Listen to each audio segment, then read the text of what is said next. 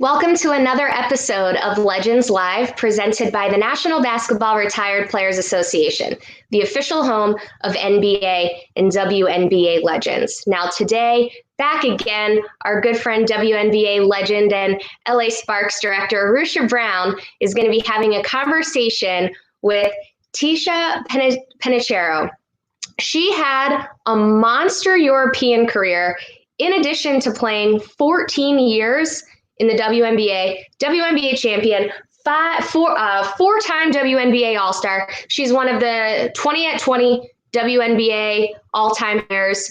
You guys are in for a great conversation today. For our viewers, if you have any questions, type them in the comment box and I'll ask them for you. But for now, let's welcome Rushia. Good afternoon. What's up, TP? Hey, what's up? How are you? I'm doing well, thank you. Trying to enjoy my family time since that's all I have these days. I know. We were talking about it right before we came on air that you are at home in Portugal and not here in the States. So how's that stay been for you? Oh, it's been great. I mean, my mom was super nervous. She saw the news here. It was like mid-March, and she saw things in America starting to get worse. And she was just like, "You need to come home. You need to be here," you know. And I'm like, "Oh, I'm fine." And then I said, "Okay, let me go home because I don't know how long this is going to be." So I took the last flight directly from Miami to Lisbon on March 31st, arrived April 1st, and I've been home since then. So it's been almost 2 months, and I don't remember the last time I was home this long. I think I was probably like 15 years old. So it's been a blessing to just be with my parents and be in the city where I grew up. I mean, I live like right by the beach, so I can't really complain. The weather is amazing.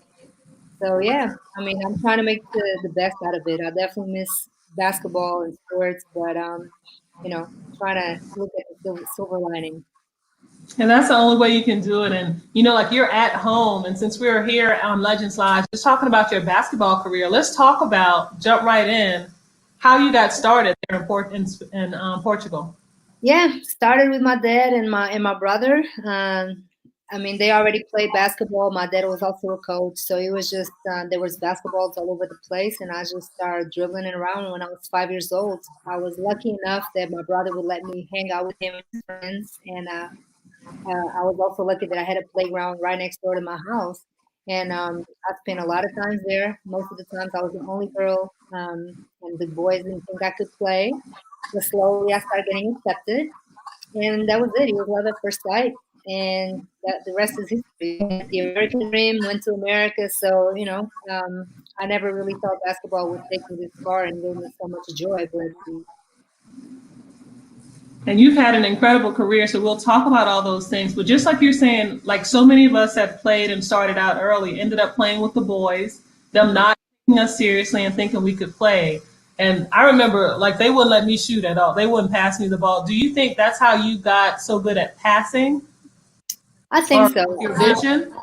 I think so, just because, the guys are stronger, they're more athletic, they jump higher. So a lot of the times they're trying to block your shot. So I was like, you're not blocking my shot. So I think just playing with them, I developed just an early anticipatory vision and all that stuff, trying to, avoid getting my shot blocked and just start passing the ball a lot. And I think it just kind of evolved from that. And probably watching Magic Johnson helped a little bit as well. When I was growing up, he was somebody that I looked up to, and tall point guard that basketball.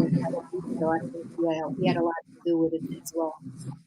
Nobody better to watch in the pattern your game because he's such an incredible icon and has done so much for our game. But just looking at all that you've done too, and just want to go through your life and how you started off in Portugal, but then you ended up at ODU. How did that process and the recruiting, were you in Portugal when they recruited you?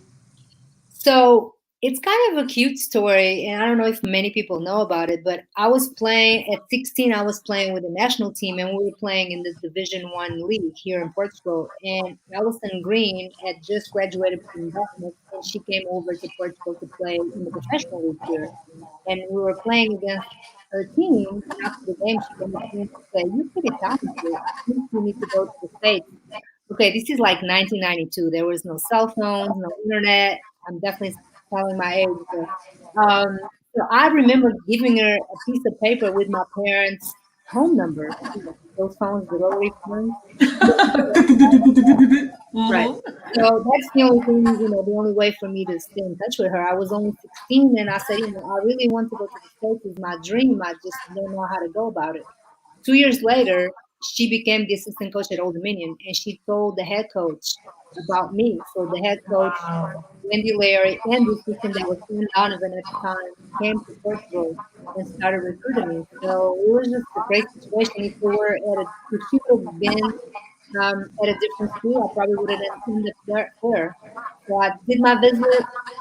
I loved it, and yeah, I played at Old Dominion from '94 to '98.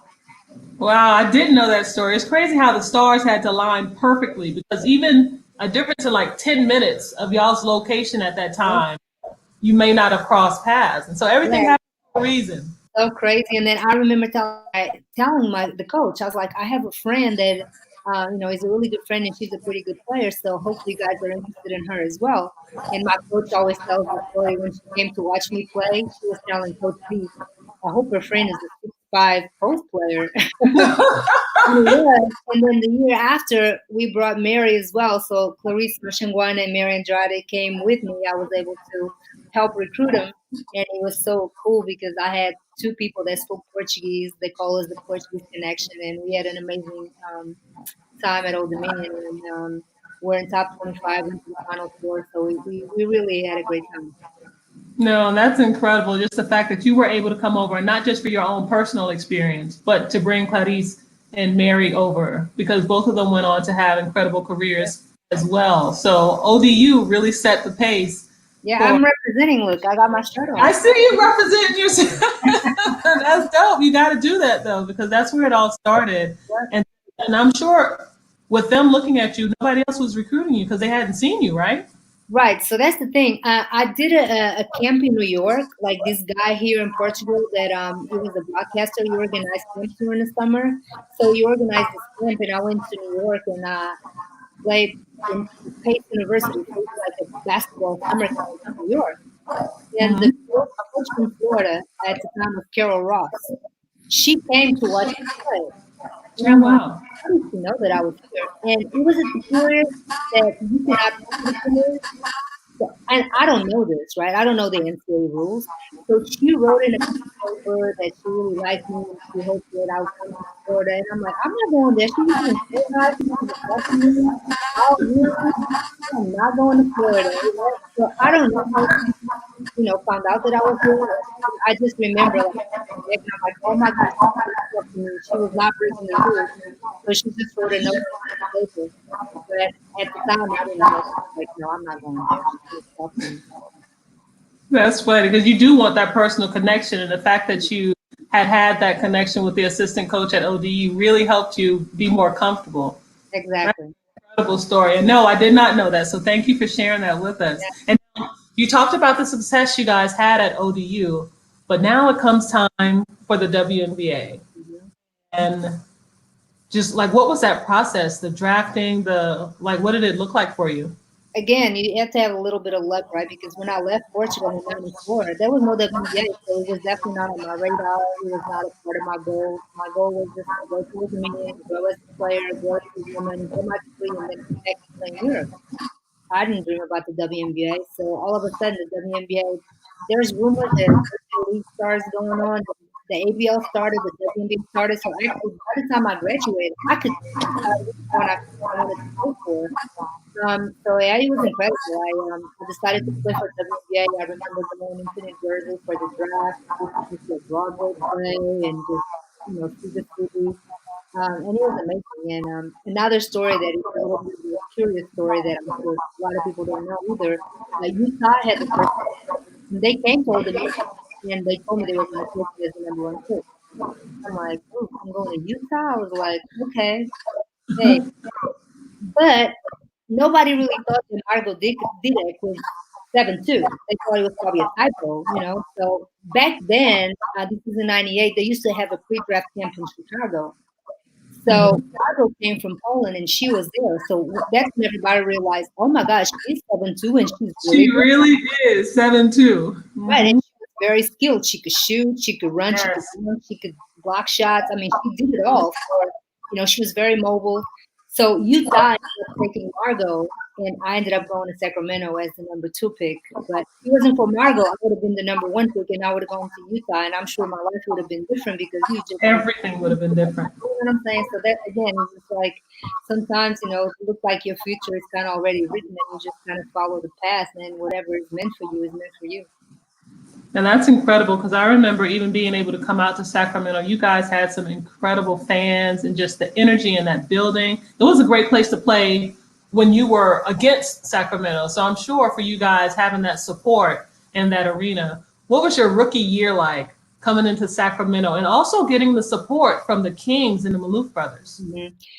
I mean, it was tough in the beginning because remember, I'm coming from Portugal, so I have to adjust to a new place, and that's Old Dominion, Norfolk, Virginia, right? So all of a sudden, it's like I'm in 4 years already, my new friends, a new family, and I have to go across country to a new city, a new state, doing everything new. So I just need to adjust to the environment, but it was great. I mean, my teammates were amazing. The first year we were not very good, so it took us a while to get great. I think in the first year we only won 3 games. I actually think I led the WNBA in minutes. I was playing like 30 minutes a game, so I was tired. And I don't think I could afford to hit the rookie wall, so I just kept pushing and just trying to get better. But it was a little bit of an adjustment, just the speed of the game, the athleticism. But I had a great time.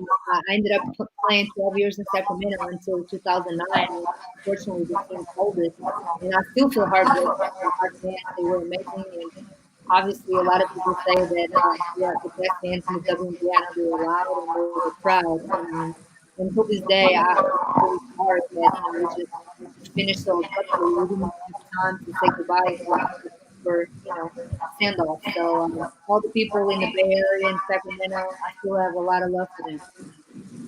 I know, and there's still, like, I've seen websites or like pages like on Facebook, Bring the Monarchs Back. They haven't given up and they still push for you guys. And that's the type of support you want. And just understanding, like you mentioned, the adjustment that you had to make both on and off the court. But you coming into Sacramento, you had some vets on your team. So let's talk about what that what that movement was like coming in as a young kid, coming out of college, but then playing with the likes of Ruthie Bolton. Yeah, I mean, and coming in as a point guard, as a rookie, it's not easy because you're shy. You sometimes you don't want to say what you want to say. But I quickly realized, listen, I'm going to start. I'm going to be the point guard, so I need to make sure that I can lead, and that's something that came natural to me. But I think in the beginning I was a little bit shy because I didn't want to speak over the veterans. I had Bridget Jordan on my team as well. Somebody that accomplished so much at Tennessee, and she had been playing in Italy in Como, and she was like a superstar. So sometimes, I'm like a young kid and I'm a point guard, and I'm trying to be like, Ruthie, set that screen, or Bridget, come over here. So it took me a while, but at the end of the day, I said, listen, I have to do what I do best, and that's being a point guard and that's being a leader. So it took me a little bit, but then it was okay, and they received my leadership with open arms. And that's the thing about great players. They really appreciate the fact that like when you come in, like you say, your play spoke more than that too. Granted, as a point guard, you have to be more vocal and be a leader. But because you were such an established player coming in, and even from the beginning, you showed your talent with your passing ability, your decision making, your court vision, and they trusted you. So how did you continue to develop your game and the fact that you had been able to accomplish so much so soon? Yeah, so our coach was Heidi Vanderveer, so our sister, and I remember in practice, we had, I remember she made like special rules to make everybody better. So she tried to, like, if you had a weakness, when you, like, for instance, for me, like, if I scored, instead of like 2 points, we were 3 points. She was trying to make me more of a scorer. Everybody knew that I could catch, and everybody knew that I could get my teammates involved, but she wanted me to be a little bit more of a scorer. So she, found ways to create games to make sure that everybody worked on their weaknesses and on things they didn't do so well. So to me, it was just a way to try to adjust, especially to the tough schedule, all the traveling, and then playing sometimes 3, 4 times a week. It was tough, and sometimes we didn't have much time to rest. And mentally, it was just adjustment. Like I said, with the veterans on the team, Ruthie, Bridget, and everybody else, the Tasha Byers, they all were very helpful to to make sure that I adjusted well. And I'm sure they had a contribution because they were coming from playing overseas. Like you mentioned, Bridget coming from Como. Like I played against her over there, and like there are no words to talk about like how incredibly talented she was. So they understood. But the mental part of it, I want to go back to that because you have got to do so much. You're coming out of your college game.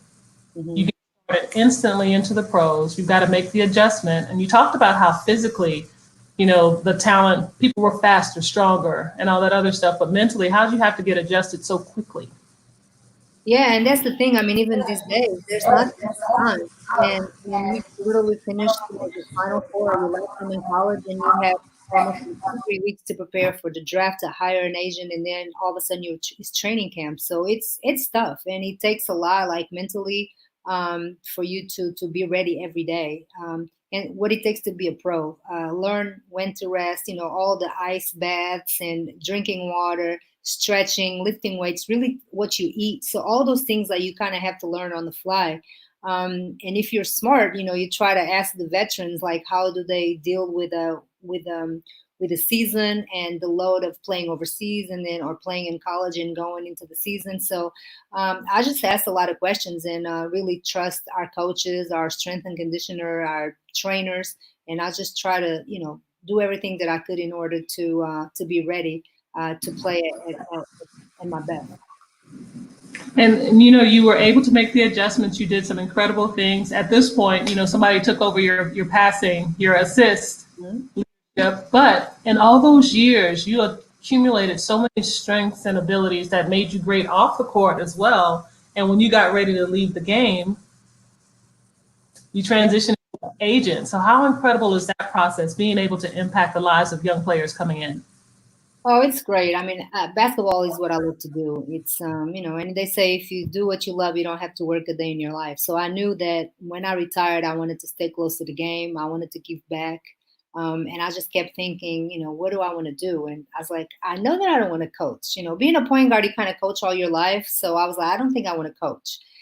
So I started thinking, I think I want to be an agent. It's a way that I can give back to the game. I can mentor young ladies, and I'm gonna give them advice by experience. I literally have been in their shoes. Everything they're gonna go through, whether it's WNBA or overseas, I've done it. So the more I thought about it, I was like, okay, I like that idea. So I was pretty consistent with the thought. And then, like you said, I knew that I couldn't play forever. So I just started getting ready. And when I retired in 2012, it was like a smooth transition. I was at peace with my retirement and with my career. So it was just much easier to go into doing something else. And like you said, I'm still around the game. I watch every WNBA game. Sometimes I have like phone, iPad, computer game at the same time. I'm watching like 3, 4 games at once. And I love it, and I can just live through them now and be the biggest cheerleader. And at the end of the day, also try to be a good mentor and help making good money, overseas especially. And that's really an advantage that you bring to the table. Just the fact that, a lot of people can tell you what it can be like, but you speak from experience. Like you've been on the stage, you've held the jersey next to the president of the league, but you've also experienced the ups and downs of what it looks like. Nice picture. Oh, I went on the road for that one. No, we had Cynthia Cooper on and she was talking about her Jerry curl, but we were exactly what we were supposed to be in those days. So that was perfect for them. But it just really makes a difference because you can consult and speak to them as to what this life is going to look like. So you can, all the lessons you learned on your own and you couldn't exactly get from your agent, you are now in a position to help them do that. So what are the toughest lessons you've had to, teach one of your players, or what's the hardest thing that they've had to learn as far as their transition?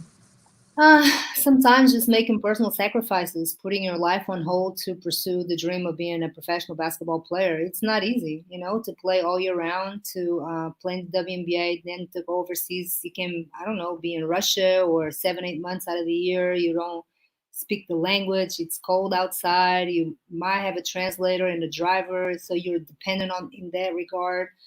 But I think it's so worth it when you look back and so what I tell them is, have an open mind. Don't go into your apartment or your cocoon and just, keep everybody out and just stay on FaceTime with your family. Really open yourself to your teammates, to your coaches, to your community, and just do what you can to embrace the new culture. Because at the end of the day, you're traveling for free, getting a chance to see the world for free, and basketball is a job. So, I think sometimes injuries can be a part of, negative things that affect your career. So, like I said, the things that I try to tell them are always to stay positive and always look at the big picture because there's going to be bumps on the road, and it's how you look at them and the way that you can, keep moving forward. That's good stuff. And you just, like things are getting crazy and you want to, like right now, we're with the COVID-19, and I'm sure the amount of anticipation for what's going to happen with the league is really high. I know even on my side, I'm anxious to see what happens. I would love to see the players on the court, especially this new crop of players. The draft was held virtually, and now we have situations where even training camp is virtual. So what type of conversations are you having with your players now, just trying to make them understand how important it is to be ready for whenever the announcement is made for the season to start? Yeah, I mean, who said it, Drake? If you stay ready, you don't have to get ready. So I think it's just important that, no matter what happens, I say, listen, the worst thing that can happen is new season when you're still in shape, and then you start getting ready for overseas. And I mean, we don't really know what's going to happen. This is something. It's question marks everywhere. I mean, right now, I just try to stay up and make sure they're positive, so make sure they're healthy, their families are healthy. So I try to reach out to everybody at least like once a week and just make sure that they're doing okay. And just be like, any news? Do you guys have any inside information? Are we going to have a season or what? So yeah, I mean, that's all we can do right now is just stay positive and really hope for the best and that we can have a season and that everybody can stay safe. And also like just trying to find some contracts overseas. It's tough times. Australia and South Korea already announced they will have a season without any foreigners. So it's like every day there's less and less, good jobs overseas. So just trying to make sure that, for those that want to play overseas, I can find them a good job. The only problem is that because we don't know what's going to happen with the WNBA, if there is a season, when it is going to start, when it's going to end. Some clubs overseas are a little bit tentative in signing WNBA players because they don't know if they can be there from day one. So it's just a lot of stuff right now going on. And at the end of the day, like I said, they just have to keep staying ready and finding creative ways, riding a bike or running in your neighborhood. If the ones that can find a gym, they are lucky enough to go shoot the ball or work on their game. But yeah, just at this point is the most important thing is to stay positive. I know this is really just mentally draining because the anticipation, like I mentioned earlier, I've talked to players that are just so excited about getting back on the court. And because there are so many questions, nobody knows what's going to happen. But speaking of questions, we have a couple of questions for you, TP, from the fans that are logging in. We'll bring Bridget in. We do. We have some great questions, and one of them is about what would have happened during your time on the court if in that era you were an agent. Who would you have wanted to represent from your playing days? Oh my God. I mean, I would look at Lisa Leslie, Tina Thompson, Alicia Milton-Jones, Yolanda Griffith, Rebecca Brunson. I mean, I play with some pretty good athletes and just also great people off the court. So you can also explore, the marketing and all that stuff. So there's too many to name, but I think those are probably the top of my list. Okay. And then we have a special legend who showed up in the chat, Kim Hampton. Rushia usually asks this later on, but we'll ask it now since it's from Kim. Kim would like to know, who was your all-time best teammate and why, and who was your most difficult teammate, and then how did that make you grow and how? Ooh, that's a tough question. I mean, I play with not just in the WNBA, but overseas. I play with great teammates. So I think the best teammate one is the tough one. But I think I'm gonna say the same person. I think she was one of my best teammates just because she gave everything that she had. She was so talented. I mean, obviously she played the post, I played the point guard, so we had an amazing connection. She had amazing hands. She caught everything that I threw to her.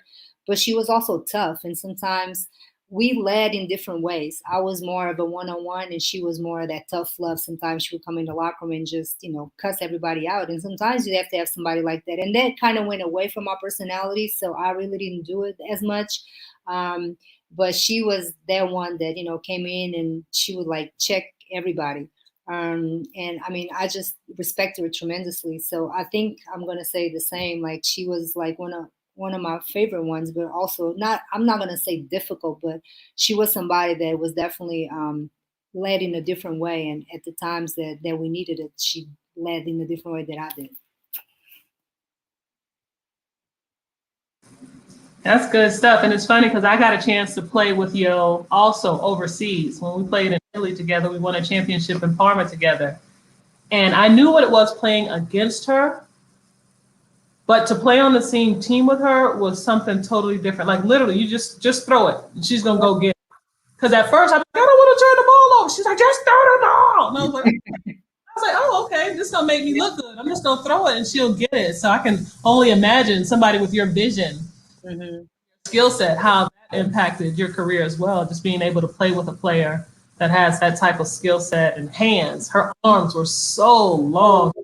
Yeah. As a guard, she just was, honestly, I don't think that's the recognition that she should. I think she did so much. I mean, she got it MVP the finals, but she did a lot for us. Without a doubt, it's always that was the champion in Sacramento, 100%.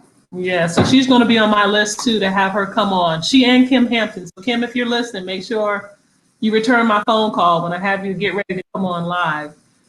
And so just understanding like where we are in this game and just type of challenges that we've had.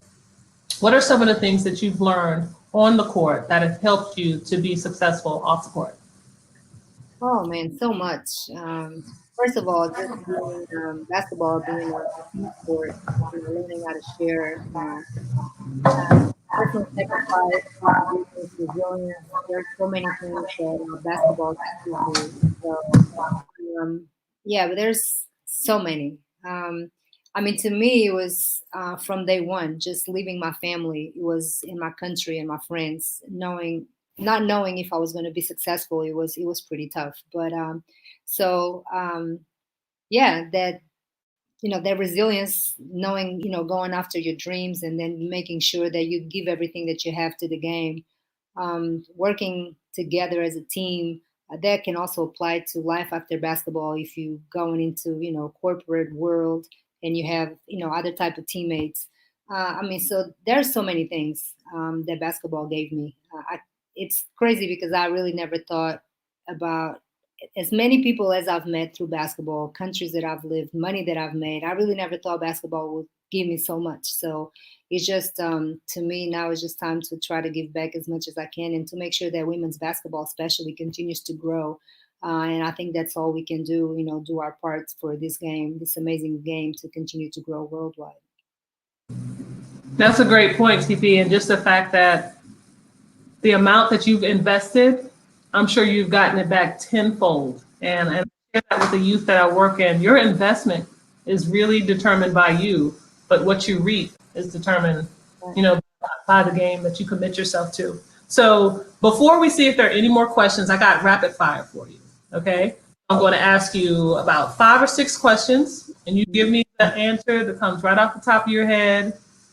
No real thought about it. Okay. What was your most memorable win? Just a game? Yep. I would say against Connecticut in the 2005 WNBA finals when we won at home our WNBA championship. Good. Okay. What is the one loss that still gets to you? 1997 against Tennessee in the Final Four college game. You know, could have had a NCAA championship in my resume, and I don't because of that game. That's tough. Who was your favorite team? Well, that's the one that Kim already asked. Who was your biggest rival? At first Houston and then LA. So, Tough teams out there in the West. Who was the biggest trash talker that you played with or against? I don't know if she was a trash talker. I would say Steve, but it was like a different type of trash. You know, like she was just annoying and like all up in your face and clapping and stuff. But she didn't really talk trash, but I mean she was tough, so I'm gonna say her. Okay. What was your favorite and least favorite city or arena to play in? Let's go with your favorite first.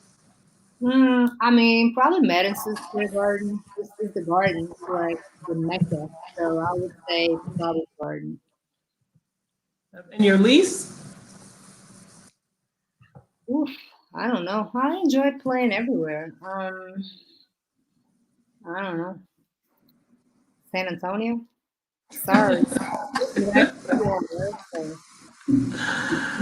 Okay, so what is your go-to sneaker?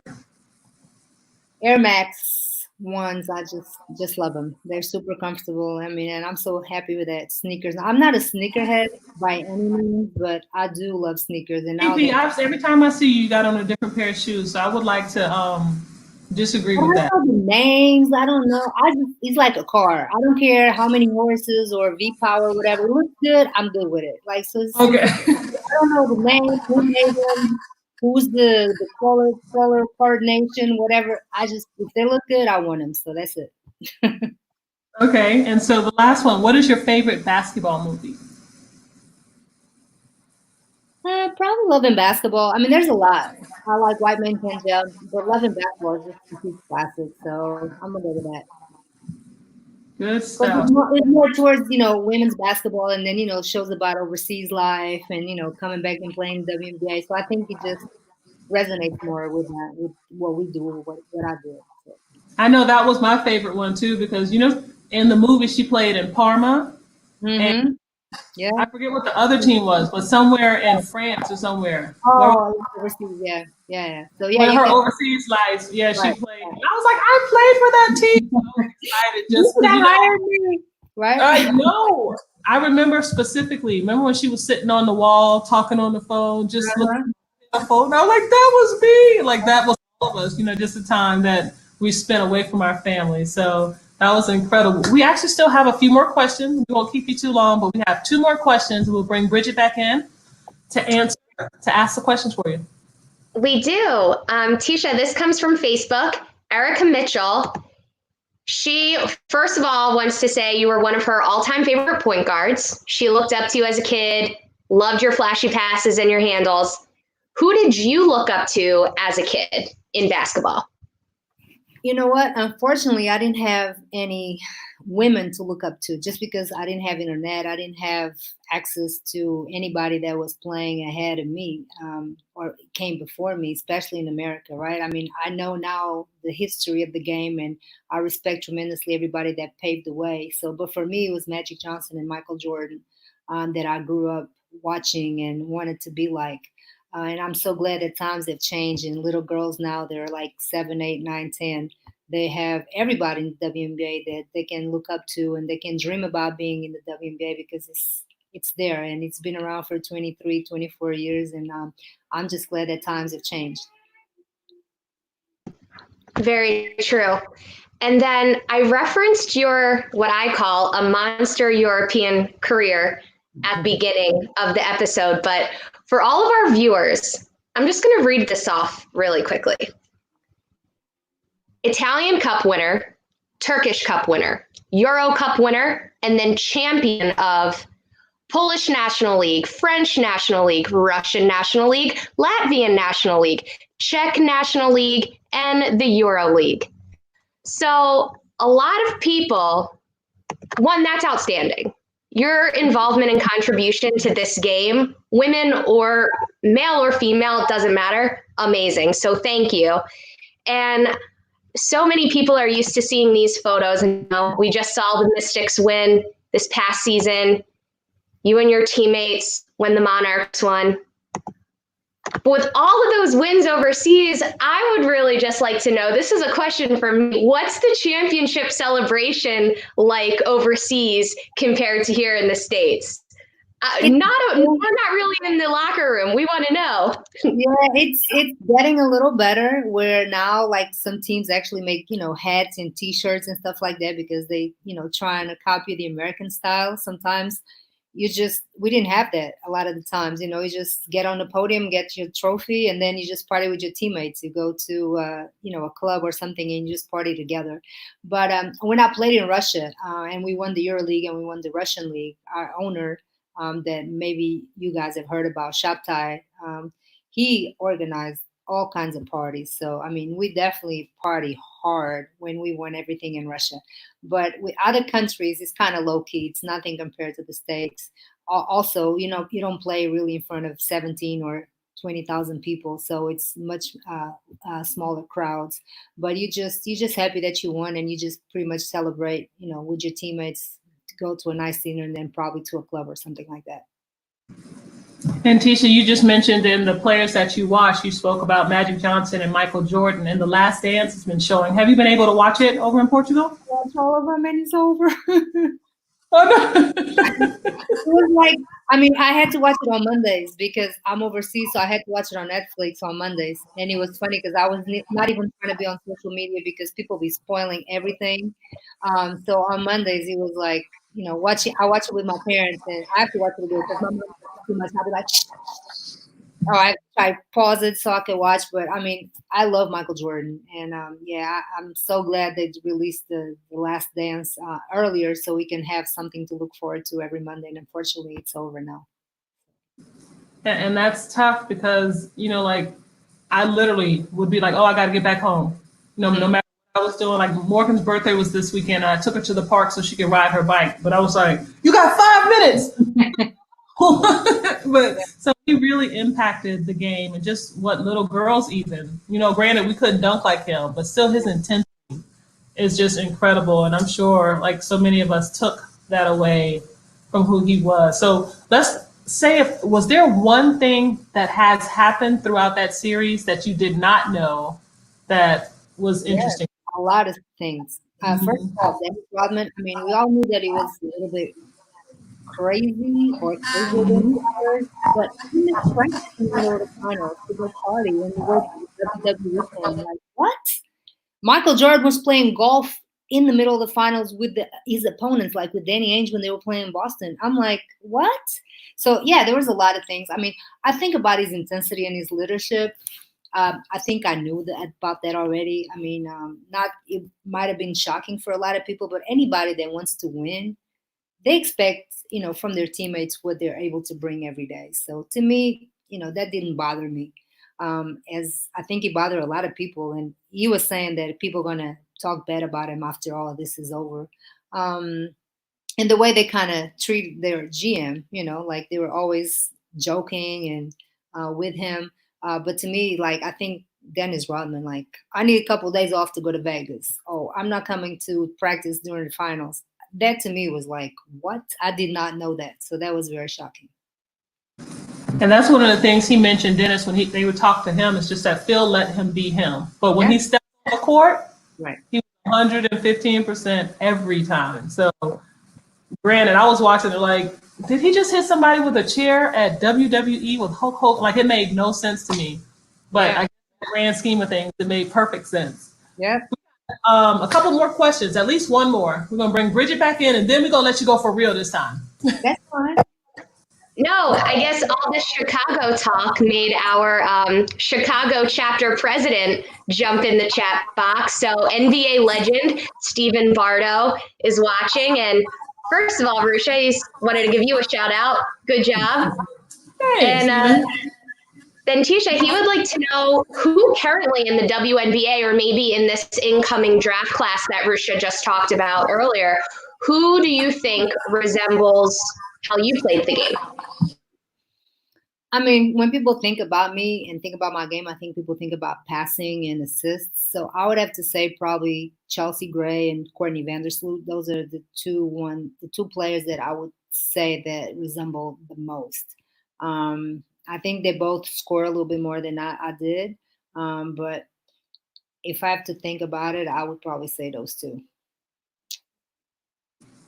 Good stuff. Now, Fifi, your impact on this game, it's unprecedented. Like you did so much, but now a point that really sticks to me is that you said you want to make sure that you're able to give back to the game to grow it. And that's one of the things I think as one of the pioneers, the people in the game at the beginning, it's really on us to make sure that the younger girls have an opportunity to learn. Because like you said, you grew up watching the men, as did I, but now they get a chance to watch these girls. And I promise I'm going to let you go. But one more question. How do you speak to the players that are coming in under you about their responsibility about being role models? I mean, some of them get it right away. Some of them they don't think like that. I feel like I mean I've had conversations with some of my players about their social media and what they post.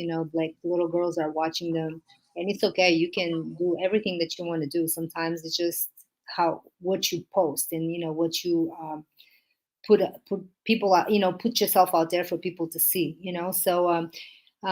Whether you want it or not, and I know that Charles Barkley said that I'm not a role model. Whether you want it or not, you are. And these days, even more because everybody has access to you via social media, and depending on what you portray to be, it can be positive or it can be negative as well. So that's one of the things that sometimes I just talk to them about, just to be mindful of what they post and what they put out there, because they don't just represent themselves. They represent their team. They represent their WNBAs. They represent their families, possibly their school.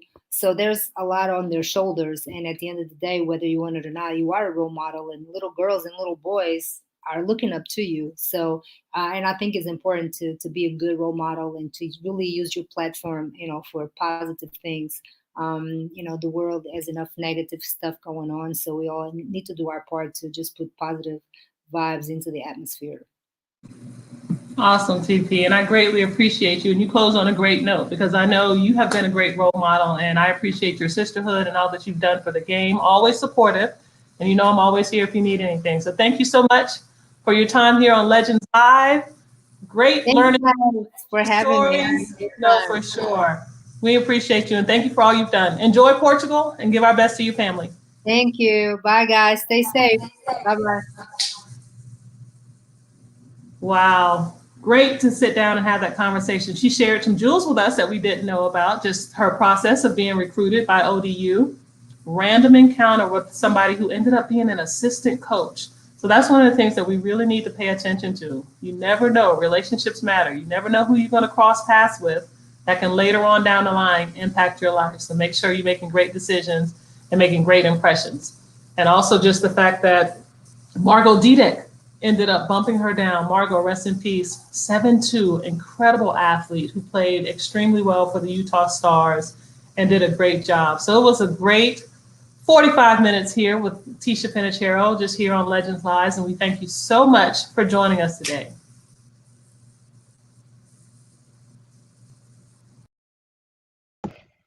So coming up next, later this week on Legends Live, we will have three-time NBA champion. He played 11 years in the NBA. We all just saw him on The Last Dance. BJ Armstrong is going to be talking about his reactions to The Last Dance, and then also his time as a Bull and his time in the NBA. And he'll be chatting with our very own fan favorite, Kenny Gaddison.